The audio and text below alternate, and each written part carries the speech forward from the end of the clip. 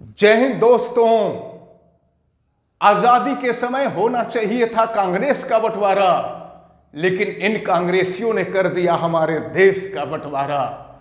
बहुत लोगों के दिमाग में प्रश्न ये उठता है कि आखिर ऐसी कौन सी परिस्थिति आ गई कि हमारे देश के दो टुकड़े करने पड़े, भारत देश का कलेजा चीरना पड़ा। ऐसी कौन सी परिस्थिति आ गई? तो मैं आपको बता दूं कि जो स्थिति महाभारत के युद्ध के दौरान भीष्म पितामह की थी, वो अपने कुल खानदान की बहू की इज्जत चीरहरण से नहीं रोक पाए। बिल्कुल वही स्थिति हमारे आधुनिक काल में महात्मा गांधी जी की थी। अगर वो चाहते तो भारत के बंटवारे को रोक सकते थे, लेकिन उन्होंने ऐसा नहीं किया। इसके पीछे क्या था? ऐसी कौन सी स्थिति थी? तो आज मैं आपको बताने जा रहा हूं। बहुत लोग यह मानते हैं कि देश के बंटवारे के जिम्मेदार जिन्ना हैं, कुछ लोग ये मानते हैं कि नेहरू हैं, और बहुत लोग ये मानते हैं कि गांधी जी हैं। तो प्रश्न ये उठता है कि वास्तव में देश की आजादी तो हुई, देश को आजादी मिली, लेकिन आजादी के समय देश का बंटवारा कैसे हो गया? अब मैं आपको बता दूं कि सन 1857 के क्रांति के समय ही अंग्रेजों के पांव उखड़ गए थे। अंग्रेज काफी कमजोर हो गए थे। वो अपना बोरिया बिस्तर समेट करके भारत से वैसे ही जाना चाहते थे जैसे अफगानिस्तान से अभी हाल ही में अमेरिका भगा है।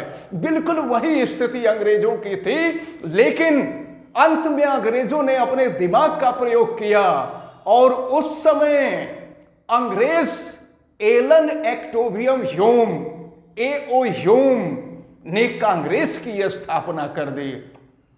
तत्काल वर्तमान में लोग कहते हैं कि कांग्रेस ने ही देश की आजादी की लड़ाई लड़ी। तो प्रश्न यह उठता है कि अगर कांग्रेस ने ही देश की आजादी की लड़ाई लड़ी, तो क्या अंग्रेज इतने बड़े बेवकूफ थे कि एक ऐसे संगठन का निर्माण कर दे जो संगठन उन्हीं के खिलाफ लड़े? तो ऐसा कतई नहीं था।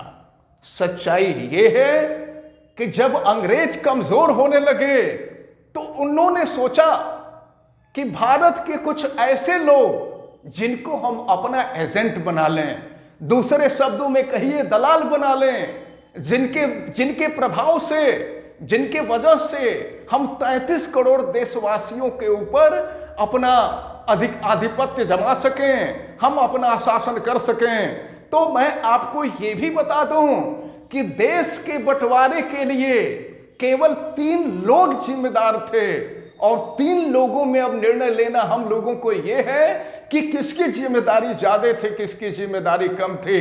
उस समय 33 करोड़ के आसपास हमारे देश की आबादी थी। 33 करोड़ लोगों से कुछ भी नहीं पूछा गया, केवल इन 3 लोगों ने निर्णय ले लिया कि हमको देश का बंटवारा करना है।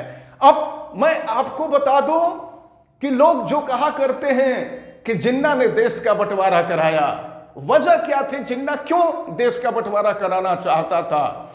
जो जिन्ना 1935 तक हिंदू मुस्लिम एकता की बात करता था, वो जिन्ना क्यों भारत के बंटवारे की बात करने लगा, क्यों अलग पाकिस्तान देश की बात करने लगा? तो मैं आपको बता दूं कि जब कांग्रेस की स्थापना की गई थी 1885 ईस्वी में, तो कांग्रेस की स्थापना देश की आजादी के लिए नहीं की गई थी। उनके माध्यम से, कांग्रेस के लोगों के माध्यम से, उनके एजेंट के माध्यम से, उनके दलालों के माध्यम से भारत पर शासन करना था, और वो शासन कर भी रहे थे। लेकिन उस समय देश की पूरी मलाई नेहरू जी ले रहे थे, और ये बात जिन्ना को काफी बुरी लगती थी।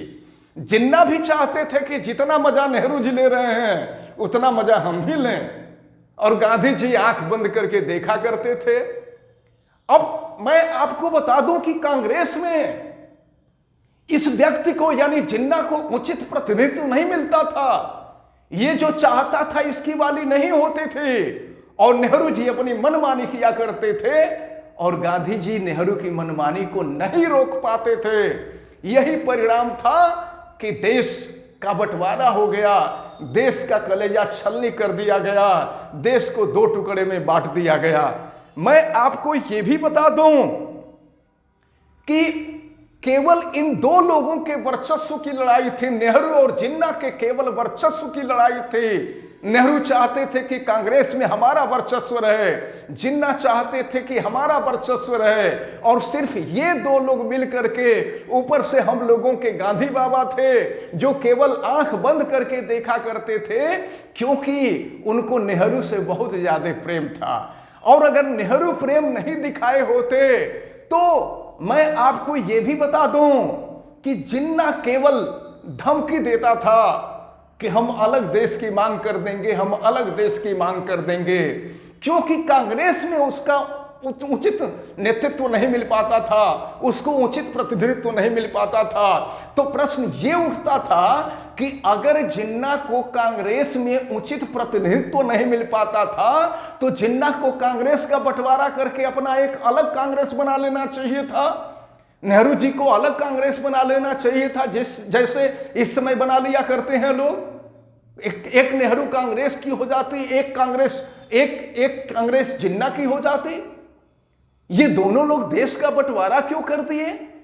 अगर जिन्ना का अपमान नहीं होता, अगर जिन्ना को कांग्रेस में परेशान नहीं किया जाता, तो 1935 तक जो जिन्ना हिंदू मुस्लिम एकता की बात किया करता था, 1940 में वो अलग देश की मांग करने लगा।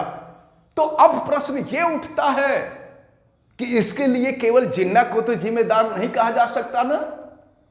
मैं अगर ये कहूं कि जिन्ना जिम्मेदार अगर 40% थे तो नेहरू इसके जिम्मेदार 60% थे, और गांधी जी तो 100% जिम्मेदार थे।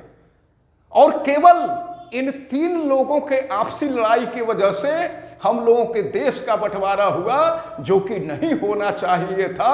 और सबसे बड़ी चीज ये कि हम लोगों के दिमाग में आता है कि क्या पूरा भारत देश इन्हीं लोगों का था क्या? 33 करोड़ देशवासियों से कभी पूछा गया? 33 करोड़ देशवासियों से कभी विचार मांगा गया? देशवासियों को अंदाजा नहीं था कि देश का बंटवारा भी हो सकता है। यहां तक कि जिन्ना को भी लगता था कि देश का बंटवारा तो संभव ही नहीं है। लेकिन प्रश्न यह उठता है कि गांधी जी का नेहरू प्रेम, नेहरू जी को बनाना था प्रधानमंत्री, जिन्ना को निर्वासित करना था। ऐसा नहीं कि मैं जिन्ना का पक्षधर हूं, लेकिन आखिर जिन्ना ने अलग देश की मांग क्यों की, यह एक सोचने वाला विषय है। और देश का बंटवारा नहीं होना चाहिए।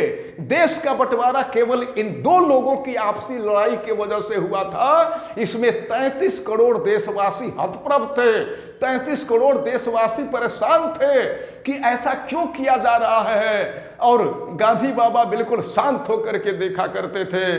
दोस्तों, ये प्रश्न विचारणीय है, यह प्रश्न सोचने लायक है कि आखिर देश के बंटवारे का जिम्मेदार नेहरू जी हैं, जिन्ना जी हैं या गांधी बाबा हैं? इन तीनों में से वास्तविक जिम्मेदार कौन है? और जहां तक मेरा मानना है कि अगर 40% जिम्मेदारी जिन्ना की है तो 60% जिम्मेदारी नेहरू जी की जरूर थी।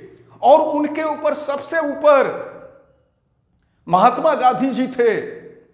इनके जिम्मेदारी 100% बनती है, क्योंकि ये चाहते तो दोनों को शांत करा करके कांग्रेस में उचित प्रतिनिधित्व दिलवा सकते थे, लेकिन ऐसा नहीं इन्होंने किया। दोनों को उचित प्रतिनिधित्व न दे करके वो नेहरू को बहुत ज्यादा महत्व देते थे, जिन्ना को कम महत्व देते थे। और परिणाम क्या हुआ? हमारा देश दो टुकड़ों में बंट गया, हमारा देश कमजोर हो गया।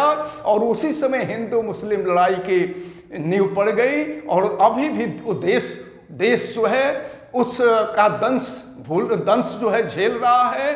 अभी भी उस बंटवारे को हम लोग जब याद करते हैं तो याद करके सिहर जाते हैं, जो कि भारत के इतिहास में ऐसा नहीं होना चाहिए था।